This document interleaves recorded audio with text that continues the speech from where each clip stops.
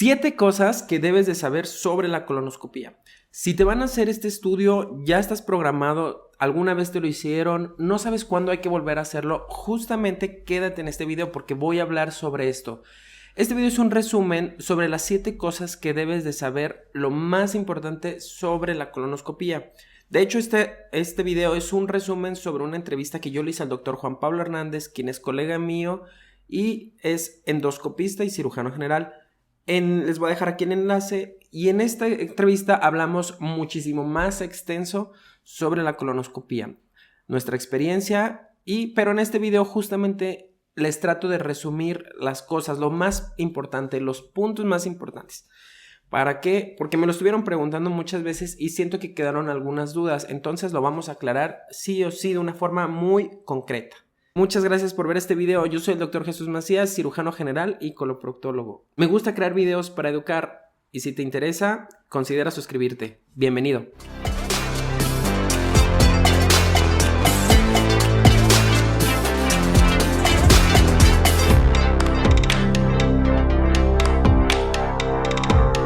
Pues ya gran parte de ustedes ya sabe qué es una colonoscopía y si no, lo repito rápidamente. Una colonoscopía es una cámara que se mete a través de la región anal para ver toda la parte final del intestino, que es llamado el colon, recto y ano, ¿vale? Esta camarita nos permite detectar lesiones por debajo de, hasta 5 milímetros, incluso poderles dar tratamiento.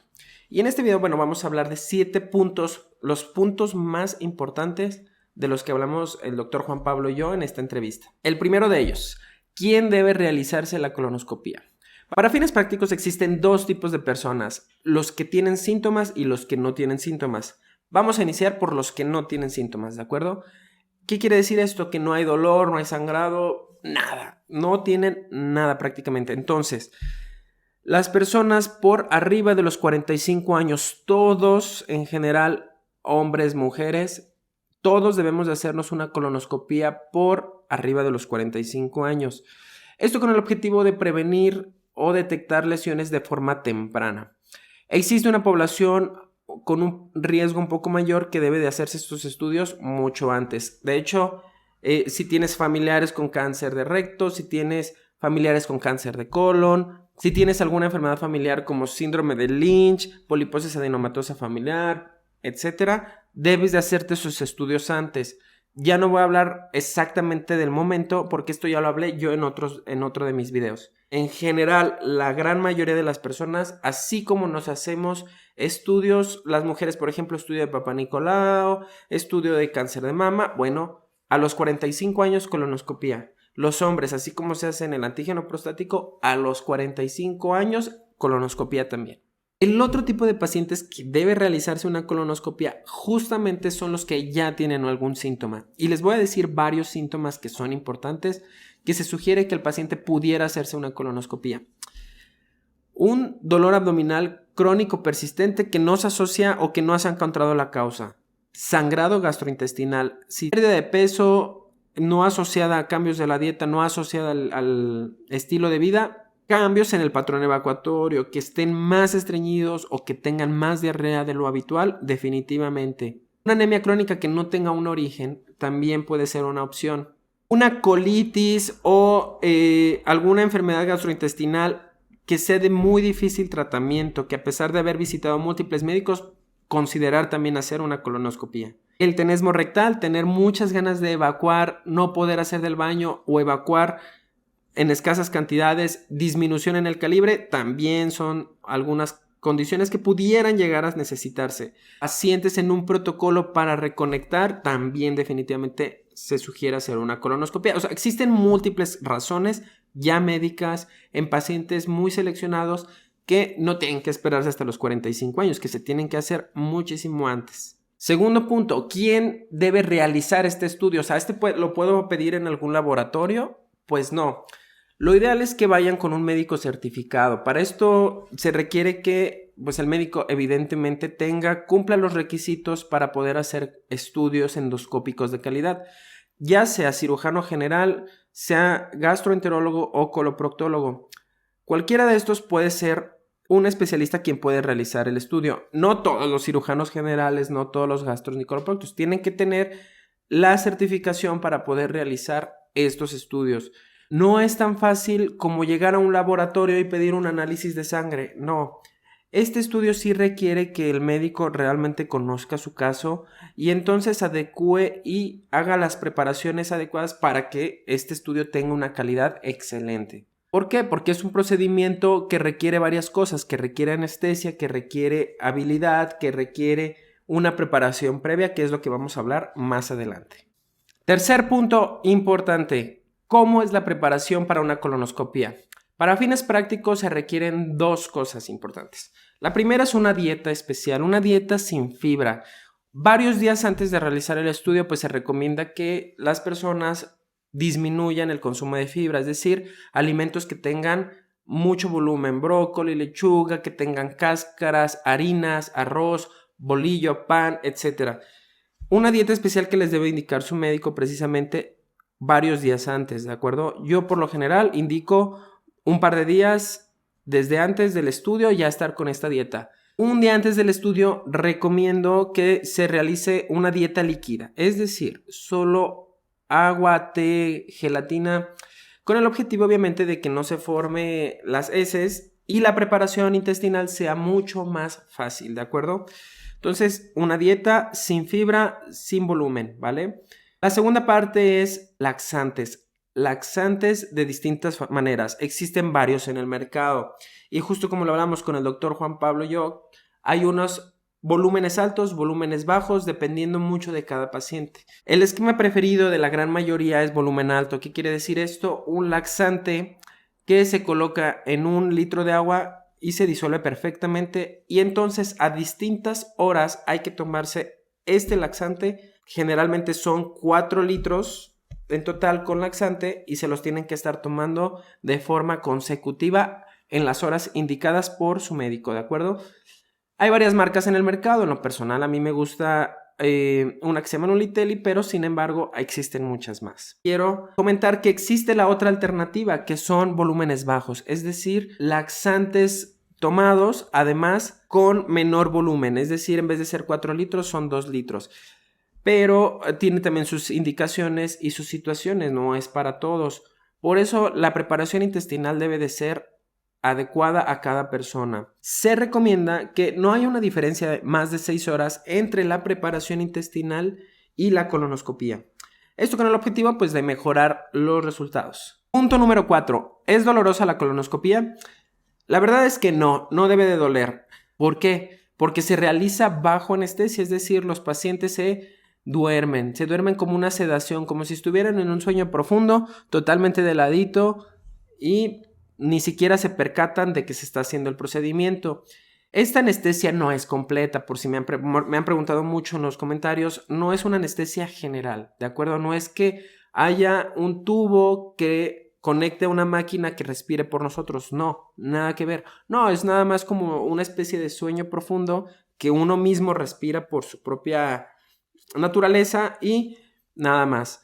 Sí se requiere obviamente que para esta preparación, para esta anestesia, que el anestesiólogo también esté capacitado y principalmente que el paciente sea candidato a la anestesia, porque existen algunas condiciones en las que no es posible o aumenta el riesgo de cualquier problema con la anestesia, es decir, pacientes que tienen reacciones alérgicas severas a algún medicamento de la anestesia, pacientes que tienen problemas del corazón porque ya tuvieron varios infartos, que tuvieron algún problema, pacientes que no toleran estar de ladito, no sé, es que existen miles de formas por las que un paciente no pueda ser sometido a la anestesia, pero la gran mayoría de la gente, la gran mayoría sí puede hacerse ese estudio sin ningún problema.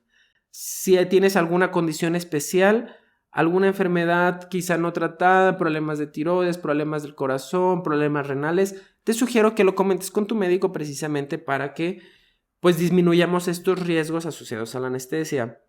Entonces, ¿cómo se hace con anestesia? No duele, prácticamente.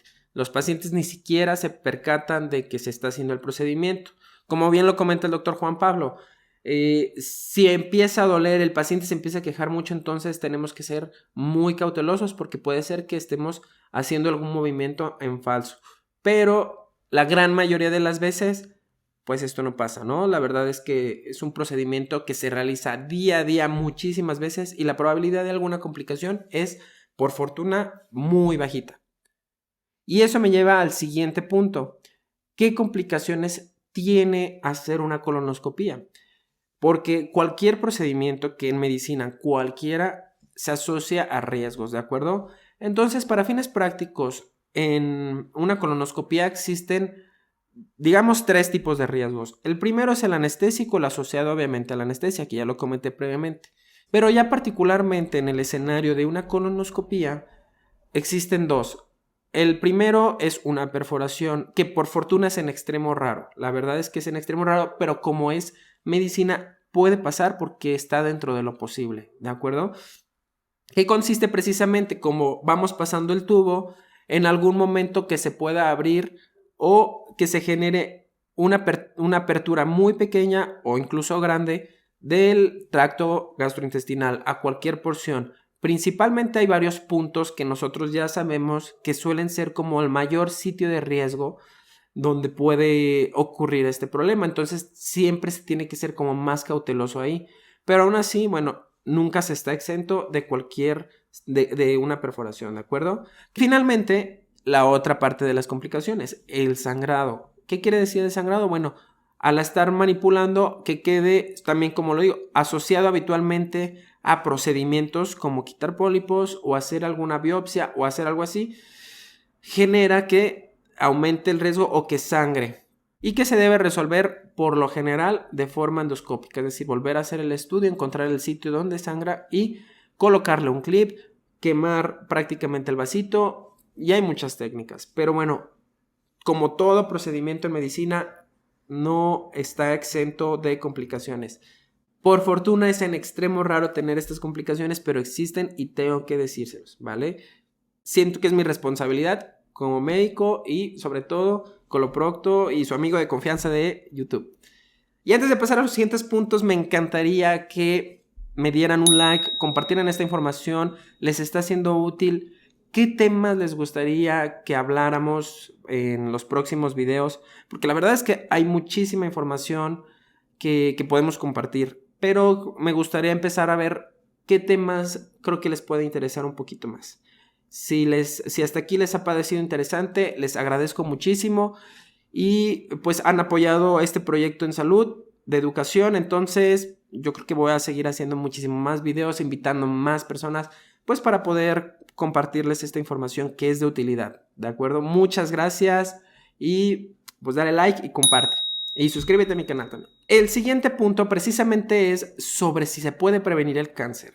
Para fines prácticos no es que el cáncer lo podamos prevenir con una colonoscopía. Lo que sí pasa es que durante el procedimiento podemos encontrar estas lesiones, algún pólipo que es como un granito, el cual quitamos y que este pólipo tenga células precancerígenas o cancerígenas y al quitarlo, pues como quien dice, disminuimos este riesgo de tener cáncer. Entonces, para fines prácticos no es prevenirlo, sino como detectar y tratar a tiempo lesiones que son premalignas. ¿Por qué? Porque prevenir sería hacer esto y que ustedes nunca tuvieran. Pero más bien es, ya empezaba a aparecer este cáncer y al nosotros hacer el procedimiento, como quien dice, quitamos de raíz el problema antes de que fuera más complejo. Entonces, es quizá un juego de palabras el decir que la colonoscopía previene el cáncer, pero que definitivamente se ha demostrado que la colonoscopía tiene impacto positivo en la gente es más que demostrado, que ha mejorado las tasas de supervivencia, las tasas de morbilidad, prácticamente todo asociado al cáncer. Y bueno, pues este es el mes del cáncer, entonces no está de más hacer este video y espero que les sea de mucha utilidad. Finalmente, ¿cuándo tiene que volverse a hacer una persona una colonoscopía? Bueno, depende mucho de los hallazgos del estudio, es decir, nosotros hacemos el estudio, hacemos la colonoscopía, encontramos que un colon sano, es una colonoscopía completa. Y se tiene que hacer el estudio en 10 años. Tiene que esperar 10 años. Realmente no es necesario estar haciéndolos de rutina, ¿de acuerdo? Tan frecuente. Colonoscopia normal completa, 10 años. Si durante el estudio encontramos algún pólipo, alguna alteración, cada pólipo es muy particular. Quiere decir que el seguimiento de cada pólipo dependerá mucho de la clasificación. Para fines prácticos puede ser 3 o 5 años. A veces hasta los 10 años. Depende. Si es un pólipo muy benigno, realmente un pólipo sin problemas, hasta los 10 años. Sé que es complejo esto de los pólipos, pero para eso justo les voy a compartir un video donde hablamos exclusivamente de los pólipos. Sé que es un tema bastante complejo, pero tratamos de hacerlo lo más digerible posible, ¿vale? Espero que les sea de utilidad. Y de hecho en esta ocasión también vuelvo a invitar al doctor Juan Pablo, donde hablamos exclusivamente de pólipos, qué son, cómo tratarlos y todo. Les voy a dejar el enlace aquí arribita. Muchas gracias por ver este video, espero que te sea de utilidad. Este es el mes justo que hacemos conciencia sobre el cáncer de colon y recto, que cada vez es más frecuente y bueno, pues es nuestra labor informarles a ustedes, ¿de acuerdo? Me encantaría que me hicieran saber qué quieren, qué temas les gustaría que habláramos o ser más específicos, quizá, bueno, no lo sé, háganmelo saber. Déjenme un comentario, compartan esta información si les es de utilidad a alguien que crean que le puede servir esta información. Muchas gracias por ver este video. Yo soy el Dr. Jesús Macías.